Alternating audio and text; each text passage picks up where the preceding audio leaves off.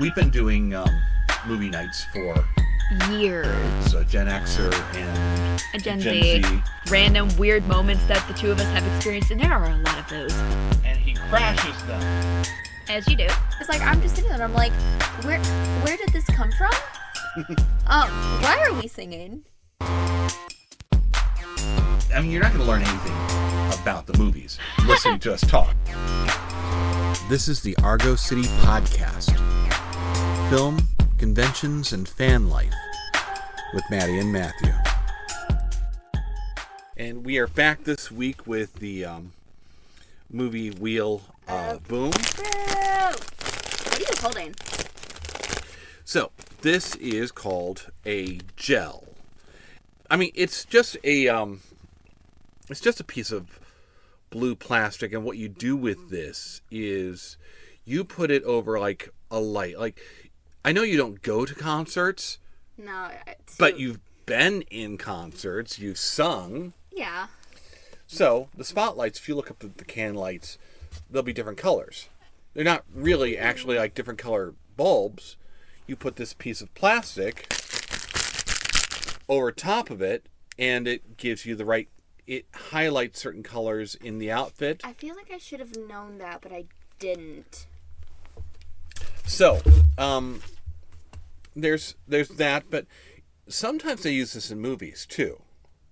And they'll take a lighter one and put it over front of the camera lens. Ugh. And that's significant because tonight we watched The Maze Runner.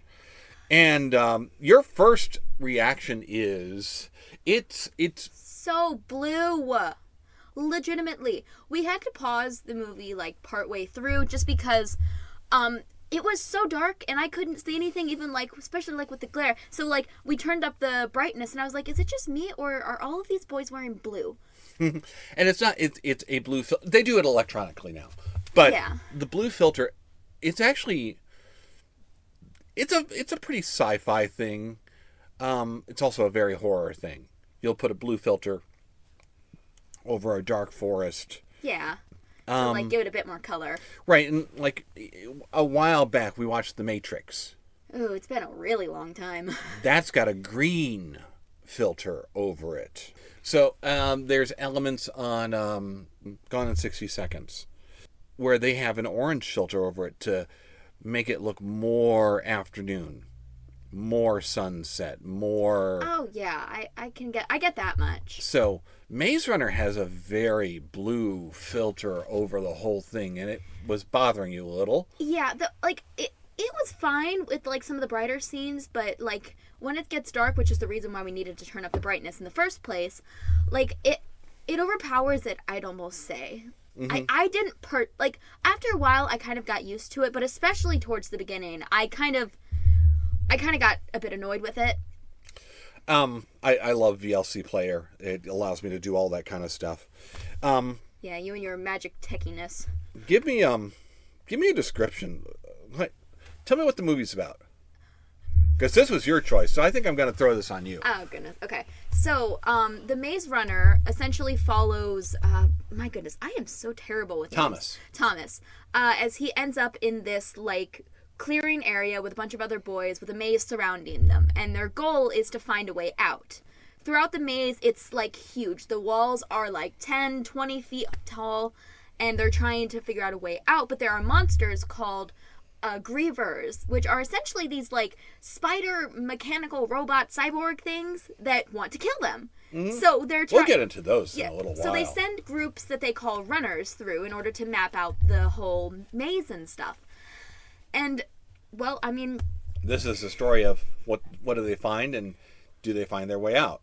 Yes. And it's a YA series. I don't dismiss YA out of hand or anything. Young adult novels and stuff. I kind of do. They've gotten worse now. They've gotten focused on the wrong things now.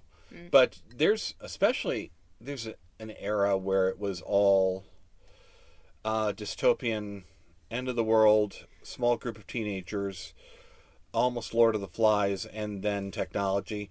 I remember I had friends 10 years ago that were watching this because, like, I was 10, 15 years ago, as I was getting more and more into modern con life, I was hanging out with people who were ridiculously younger than me, just because that's who was there. Mm-hmm. And everybody wants to know how I make the octopus arms work or something like that. Oh, Doc Ock, yeah. That was always a big one.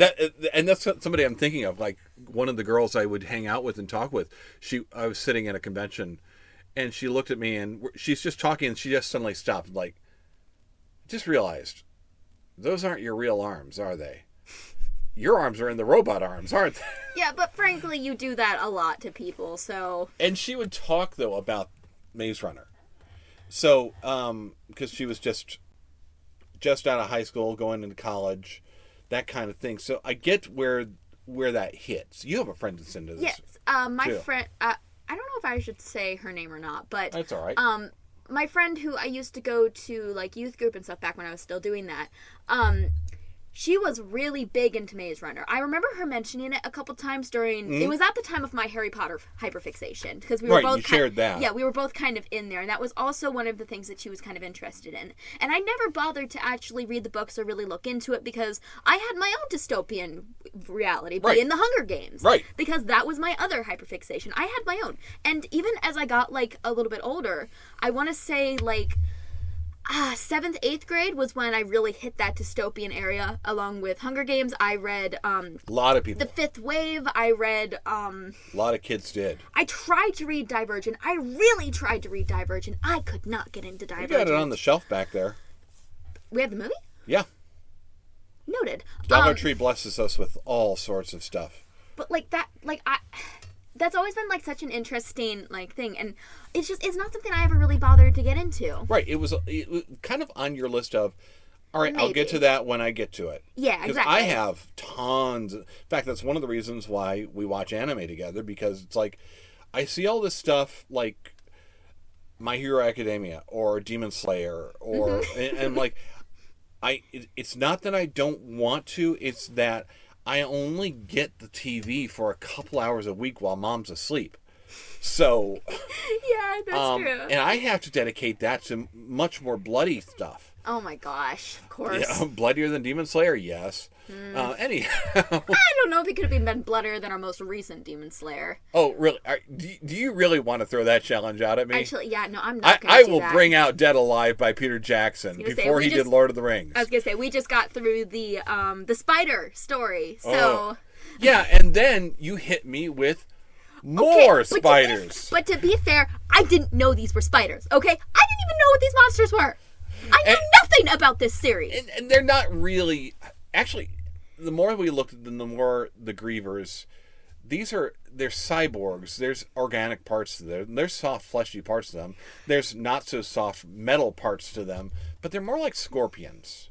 Yeah, that's one of the things I did notice, especially when they were attacking. Like, they typically attacked with their tail. I mean, we saw one of them, I think, eating one of the kids at the end. But aside from that, they always struck with their tail. You couldn't see that tail in the first meeting, though. The first meeting, true. It's just like we see these legs, chunk, chunk, chunk. And I'm just like, why did it have to be spiders? Why did it have to be spiders? The organic parts, though, are interesting, too, because there's... For me, I almost feel like there's some Hellraiser influence there. One of the big four. This movie is 2014. Yeah. Well, Hellraiser is 1984. Well, and old. There's a lot of influences, I think, that I see here. But, like, one of the big four, one of the main ones, and one of the ones that keeps coming back, one of the demons, one of the Cenobites, is this guy. I'm going to hand you a figure here. I was wondering why these were out. See, it's that head. It's that almost featureless. Yeah, I was going to say, personally, it reminds me of that one metal teeth guy from My Hero. But, like, so this is Chatterer. But I would almost say it has more of a baby face to it. Well, sometimes Chatterer has more of a baby face. He is really... I'm actually not going to I do spoil... not like the texture in this. Spoil... Oh, well, there's even one that's like half a Chatterer. And it's just... You might see it better. He's currently standing up and walking over the library to pick up another figure off the shelf. Here. Oh. That one, Oh, I hate that one even more. we call him Torso. I was expecting a rough figure, and this guy is rubbery. Oh, I hate it. No, I don't like that. I essentially just threw that onto the pool table. No. The stretched skin, though, Yeah. and the only thing that was visible is that gaping maw, those teeth. And it's that sort of body horror that the fleshy parts of the Grievers really reminded me of. Here, I want to show you what it reminded me of. Here, let me find a better picture. Scrolly. Shut up. This guy. He has like the metal teeth where he like attacks the kids at the summer camp and stuff. There's a Cenobite like that. Okay. It's called Bound. Okay, let's not get into that and focus back on what we were actually. So, it kept me guessing. Yeah. I haven't read these books. I may do it. I may actually throw them on my list. I'm not reading as much this year as I did last year. I'm trying to average 2 books a week. Last year I closed out the year with like 240 books read. I'm not going that hard this year. Yeah. But YA books are a little easier. Simpler language than, say, like the Isaac Asimov biography I'm reading right now. I mean, I definitely think I'm probably going to look into the book series too. Like, I do a lot of crocheting, and I've currently run out of content to listen to while I'm crocheting at college. So I might pull this up. I might throw on the movie in the background or something, just because I wasn't expecting the movie to fascinate me this much. Yeah, we walked away from it kind of Yeah, a little exhausted. They rushed the end. A little bit, yeah. But you kind of also needed all that build-up, though. And I almost wonder if they knew that they already had their sequels locked in, because this they didn't try and give us a resolution. They gave us a bit of a cliffhanger. Yeah, by having us walk into the desert. Yeah, like, we're going to take you here next. But let's go back to the first here, though. Hold on to that thought. Yeah. Because it kept me guessing. I'm trying to figure out what's going on here. At the beginning, though, it just keeps me guessing, trying to figure out what's going on here. Because the first thing, we hear maze, and they talk about, you hear that sound? That's the sound of the maze changing. And, like, what? So what do you mean changing? That makes me think, okay, maybe we're talking about something like this movie here. This is... Yes, I have seen How to Beat on this one. I recognize the cover. This is a film called Cube.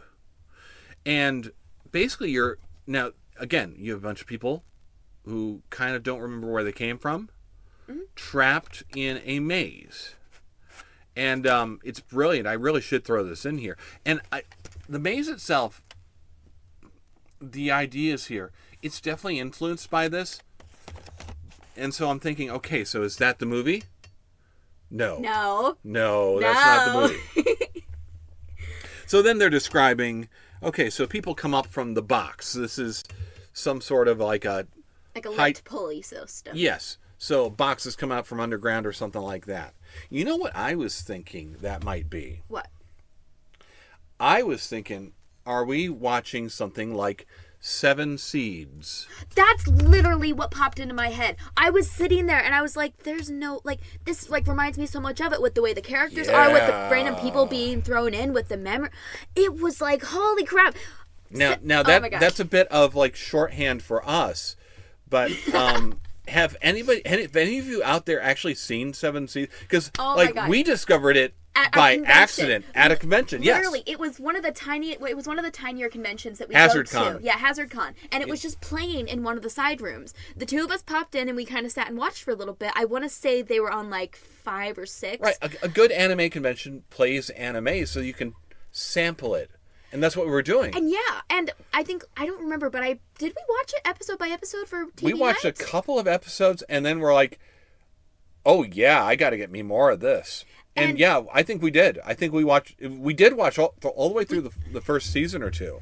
Yeah, and that anime is fantastic for having a dystopian with like so many different groups of people, and seriously, it's on Netflix. Watch it. It's great. World's ended, so we have pods of people that are suddenly releasing now to, all right, let's see what's out there. So I was wondering, is that what this is? Yeah. And No. no. Not quite. So, but again, I feel like there's influence there. Apparently one person like pops up every couple of weeks along with supplies. Once a month. Along with supplies, and our Lost Boys out there are they're just building and surviving. Yeah, because nobody's we were talking about the Matrix earlier, and it's like no one's ever survived a fight with an agent. Well, no one's ever survived a fight with a griever. No one's ever survived the night in the maze. And we got the build up, and and it's kind of Lord of the Flies out there. Maybe not. Well, it's not quite as brutal yet, but it gets there. Yeah. As things fall apart. It's not the Lost Boys from Peter Pan, although it kind of feels like it there. There's so many influences that I see pouring into this that make this story up. I didn't even think of like the whole Lost Boys connection and stuff. That's really interesting. And then a girl shows up. Yeah, and okay, I'm gonna go off on a limb here and say I honestly don't see the point in her showing up. I'm not sure that I do either, and I mean, she just seems so out of place, and like I can get it for like dramaticity or like just maybe that like builds into it later. Like I was looking into it a little bit earlier, but I'll get into that later. And maybe it comes in later. Maybe it comes into later books. There's a movie called The Thing. It's one of John Carpenter's films, and it's a bunch of guys trapped with an alien. It's a paranoia thing out in like the North Pole, and it's just men. And it's just men because it's just who happened to be there, and guys will act different around guys. We don't care what we look like. Beards grow out. We get shaggy. We just and the dynamic is different, and the dynamic does change as soon as she shows up. See, I see her showing up there with a note pinned to her saying, "This is the last one," and I'm like, "Oh, she's screwed. Crap!" Like the first thing that pops into my head is, "Oh God." Yeah, and I mean, look, if this turns into a Handmaid's Tale out of necessity, I get it, but that's not really what I signed up for on this movie. So it's just, but you're right. The fact that she's a girl does not make sense. It doesn't add to it. It doesn't. Other than the throwing rocks at the boys and causing hilarious. A commotion. Yes, but beyond that, it doesn't change anything other than maybe give the female readers somebody to identify with. And I was just like, I was fully expecting them to turn her into a romance arc, which would have justified her presence being there. And you know what? They didn't. They didn't. And I mean, like, that's not a bad thing. Good for her, or good for the author, but like, it's still she has no purpose being there. It doesn't make any sense. And actually, that's where I just keep coming back to. There's got to be a reason for this that shows up later. There has to be. And I wanted to mention one thing that I kept seeing online a lot when I was like looking into this movie. It's not canon as far as I'm aware. It's only like a couple of art pieces, but and this could be completely fan made, so spoilers if it is. I don't think it is though, because it's not coming from official sources. But there is a maze full of just girls, except for it's literally just a frozen tundra, like walls of ice. They have to go on skis in order to find their way through the maze. And I kept seeing pictures of it online, and I was like, oh, that's so interesting. But just like imagine what the fandom can do with that. Like take that idea and literally run wild with it. Yeah. It's really similar to like how the fandom can run so quickly with the Hunger Games. You can make up any arena, any characters you want, because we don't know aside from a couple of particular winners. Yeah. So yeah, I don't know. I don't know what she's doing there. You know what? This is interesting, though, too, because we keep saying, we keep referring to maybe this pays off later. The movie was done well enough that it's got us interested in what happens next. Oh, yes. I am depending on how tired I am fully expecting to go upstairs and watch the second one. Because this is, I'm really excited for this. But even just coming back to things that, like, I kind of want to jump into, like, stuff that we really liked about this particular movie. Well, let's jump in a little bit more towards, what do they find? Where do we go?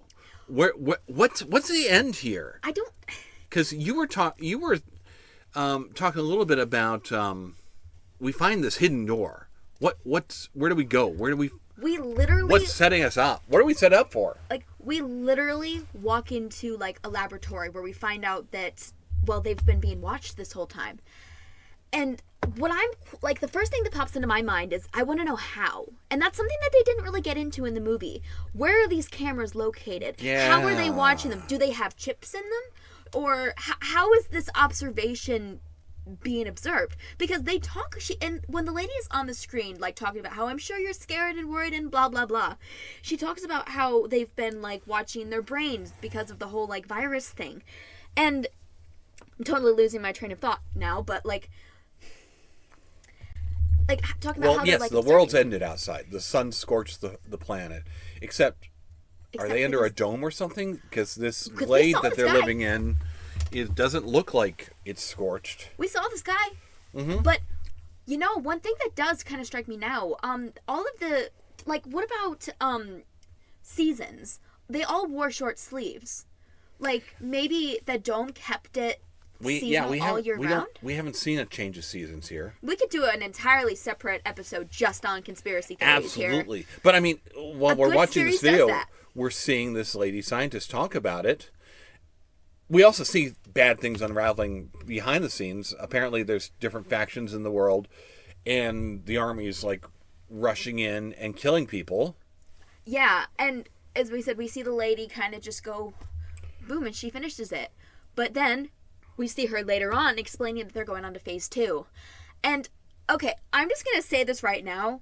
I don't trust this army. Because, I don't know. I don't trust them. Was that all just for show, to make them think that she self-terminated? That is she trying to give them some sort of incentive? Because, I mean, like, looking at that, they're seeing these same people go in and kill them and try and get, like, not exactly get them out, but, like, get them free. But which also leads me to, this could just be due to the fact that it's, like, a movie, but those bodies looked freshly dead. So I want to know how long ago that video was recorded. Right, and it's hard to tell.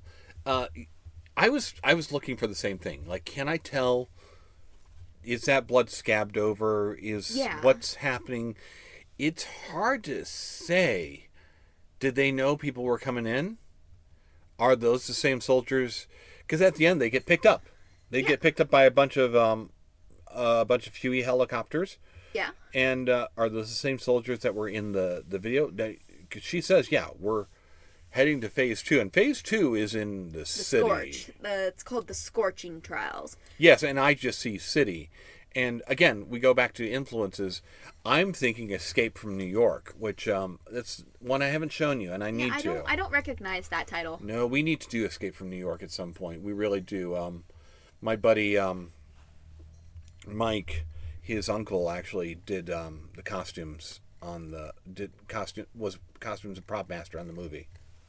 Yeah. And that's one of John Carpenter's best. That's one of his iconic ones.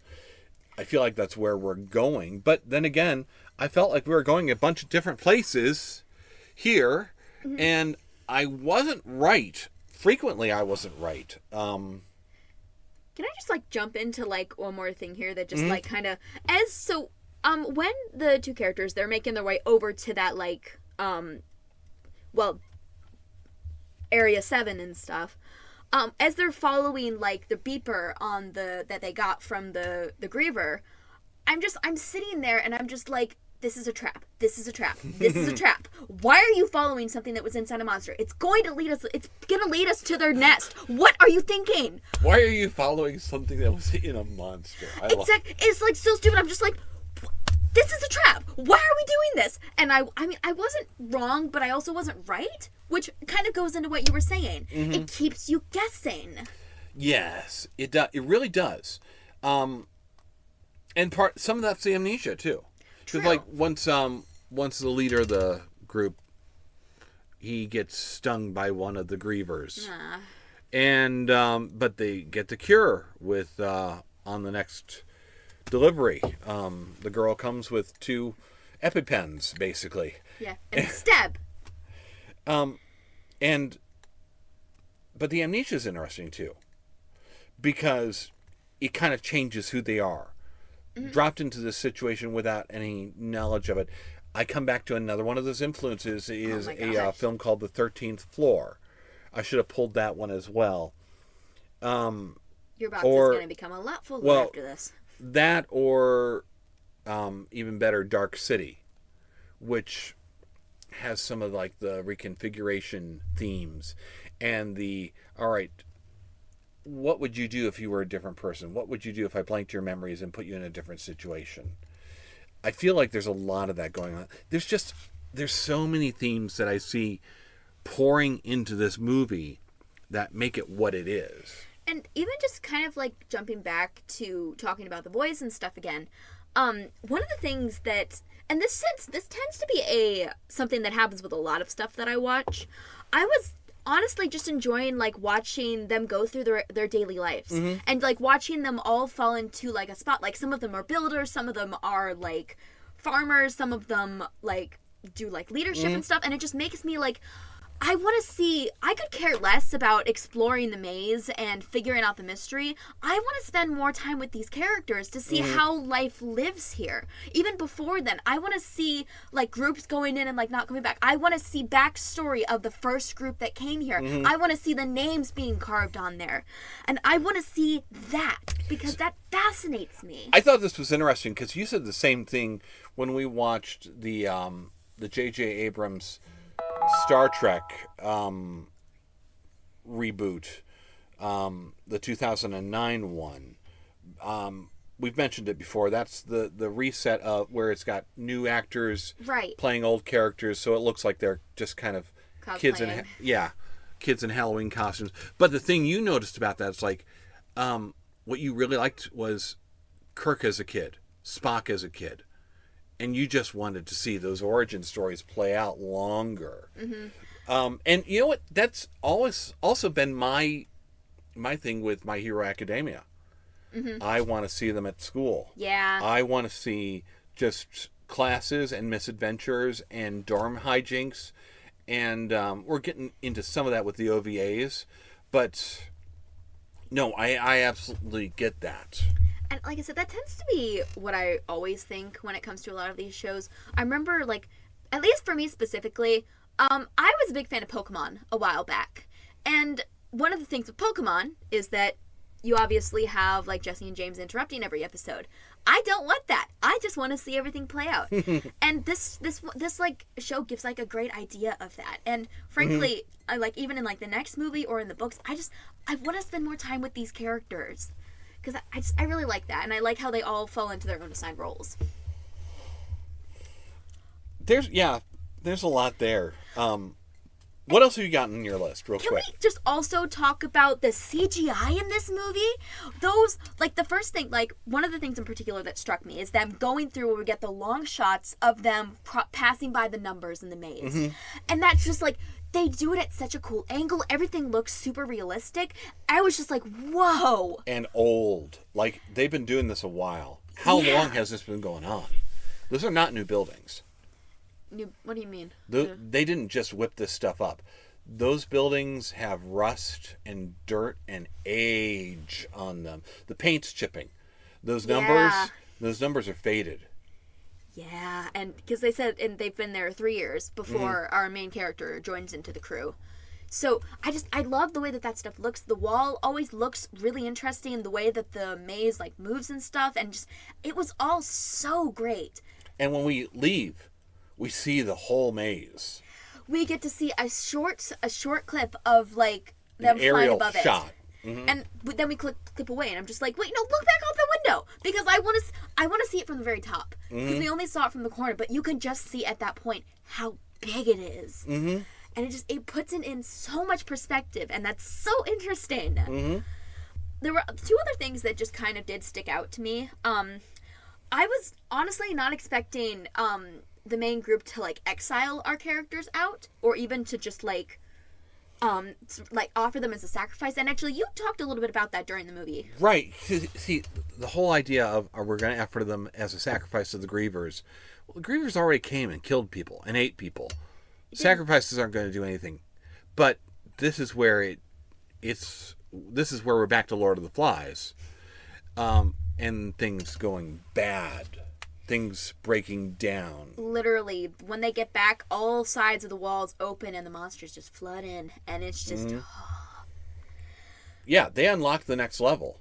Not everybody was ready to hit the next level. But and it kind of just shows, like, you got to keep moving forward because those that stayed didn't return.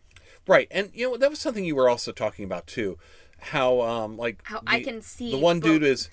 Both sides, yes. I can see both sides of the There's the second idea, in command's There's leader. the idea of we followed the rules and the rules keep us alive. But on the other hand, you need to know when to break the rules, when to try something new. Exactly. And I mean, this is just a universal constant. This is the battle between liberal and conservative. When are we following the letter of the law, or are we following the spirit of the law? Yeah. Why are we doing this? Because if we're just doing it because it's tradition, if we're just doing it because these are the rules, then maybe we need to look further. But if we're doing it because these are the things that are keeping us safe, there's an argument to be made. I can see it from both sides because it's like it was keeping them together, but at the same time, you're making no progress. Right. And the last thing that did kind of struck me about this, why did they not pick up any of the guns on the ground before they left and joined the helicopter people? Because there was ammo all over the floor. There were weapons all over the ground. Literally, I argue about this every single time I watch a horror movie. Pick up your stupid weapons. You don't know. You might have a stick with a pointy end to it, but that's not going to do much against, I don't know, a robotic monster. I was wondering the same thing, but I also was wondering do they know what those are? But I guess they must. But the boy at the end picked one up and used it properly, though. Yeah. So it blows my theory. Yeah, I'm not sure why. Why not? This would not be a bad idea. Like, I get it. You're trying to keep it at least semi-safe for, like, young adults. But even then, like... And I get it, like, you want to keep, like, your classic things, yeah, things you know got what? from I home. think you may have actually hit it right there. What? That you're keeping it safe for young adults. Yeah. And that picking up that gun might push us past a PG-13. Yeah, probably. I don't know. But it's an interesting argument. Mm-hmm. It also doesn't allow us for the... if one of them had picked up the gun, we don't get that climax at the end. And that climax at the end... That's true. Like I said, we walked out of this breathless. I think both of us, we walked away from this way more impressed than we expected to be. Yeah, and I want to look into it to see how accurate it is compared to the books and how accurate the other ones are. But just like, wow. I was really impressed by this. Right. And so that's it. That is our take on Maze Runner. We've got Movie Box of Doom next week. You're right. I've got all sorts of stuff that I feel like maybe we need to play with a little bit. But that's why I do this, so that I don't question. I don't know. I don't double check myself often on this, but I'm glad we got to this. This is the epitome of I need a good excuse to watch this, and we took that excuse to watch it. I'm really glad we did that. Yeah, I might start throwing in some more of that, like, young adult stuff in my box. Yeah. Well, that is it for this week. So we will see you next week with a little bit more Argo City Podcast. Bye.